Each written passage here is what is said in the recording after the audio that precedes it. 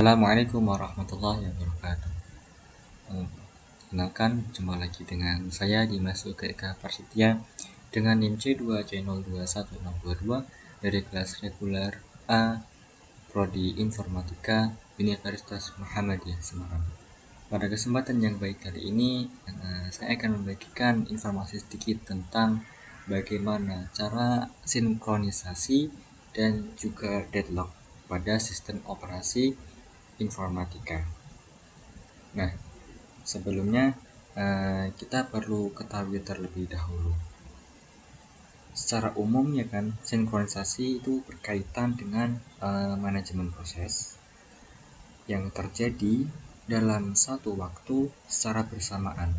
Artinya dalam keadaan dan waktu yang sama itu akan terjadi proses antara proses 1 dan proses 2 itu saling berkaitan dan bersamaan. Contohnya, misal kita dalam keadaan sehari-hari, dalam aktivitas, ada seseorang, misalkan si A dan si B sedang mentransfer uang kepada kita. Andaikan misal si A mentransfer kita 100.000 dan juga si B itu mentransfer uang kepada kita lebih banyak, yaitu 200.000.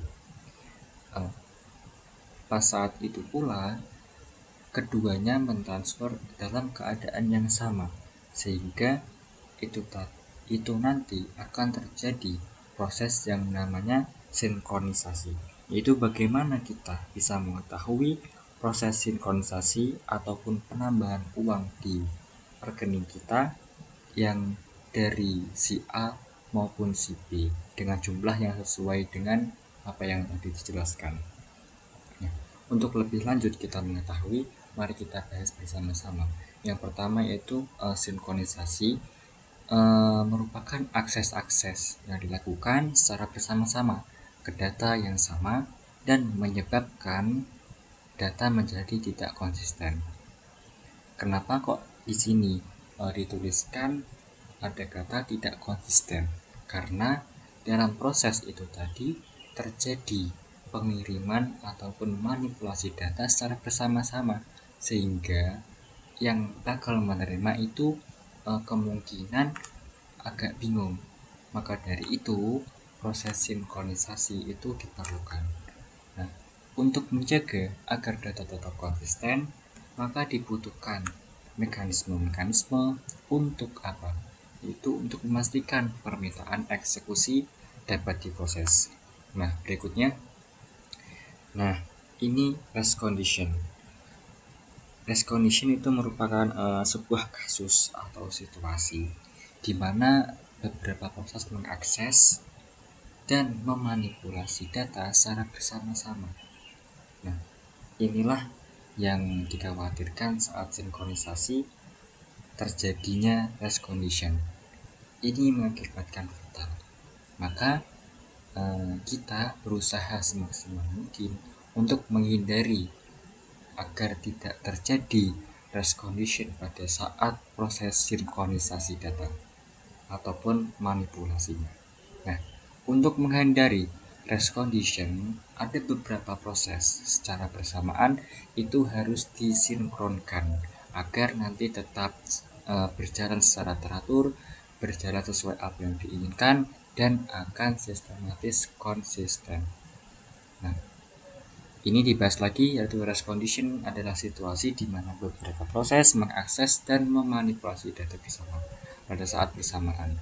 Kondisi ini dapat menyebabkan deadlock. Nah, di sini ada kata deadlock, dan deadlock itu akibat dari suatu rest condition yang asbabnya semula rest condition itu menyebabkanlah suatu kefatalan yang bernama deadlock. Sebelumnya kita perlu ketahui terlebih dahulu ya kan, apakah kita asing ataupun sering mendengar. Andai kita sering belajar sistem operasi, maka deadlock ini udah tidak asing dalam proses sinkronisasi data ataupun memanipulasi data. Dalam keadaan deadlock ini, maka kita sebisa mungkin, sepintar mungkin untuk bagaimana cara mensinkronisasi data agar apa? Agar tidak terjadi suatu kefatalan dalam memanipulasi data. Karena bagaimana pula data itu kan sifatnya rahasia dan penting, ya kan? Apalagi berkaitan dengan orang lain. Jikalau kita salah, jikalau kita kurang tepat menempatkan suatu data, maka dikhawatirkan data itu akan hilang atau terkirim ke orang lain, sehingga itu merupakan kefatalan besar dari proses yang kita lakukan. Maka itulah sinkronisasi data sangat dibutuhkan dan sangat diperlukan karena merupakan suatu yang penting untuk apa yang berkaitan dengan data.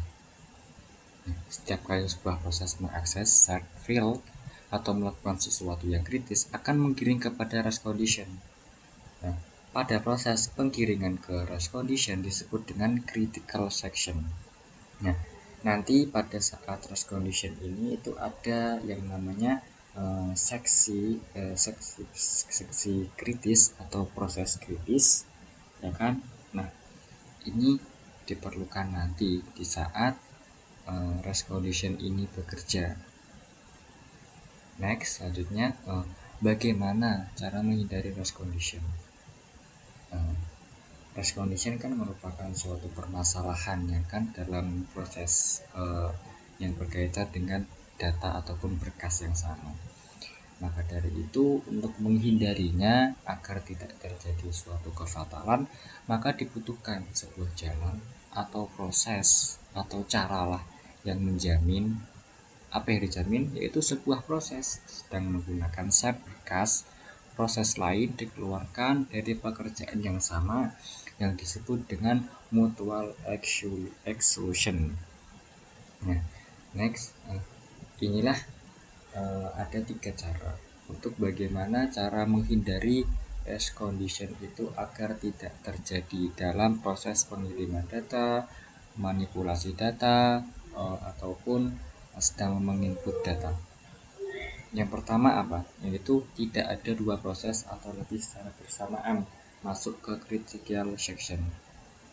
Maka dalam proses kritis ini itu harus gantian antara proses 1 dengan proses kedua, ataupun jikalau ada proses lebih dari 2, maka andaikan kita misal ya ada proses 3 proses, maka dari itu jangankan kita jadikan proses itu menjadi 2 ataupun menjadi 1, karena dikhawatirkan nanti datanya tidak akan berjalan dengan normal. Maka dari itu andai ada 3 proses, maka itu bergantian dalam proses kritis ini agar data tersebut bisa stabil.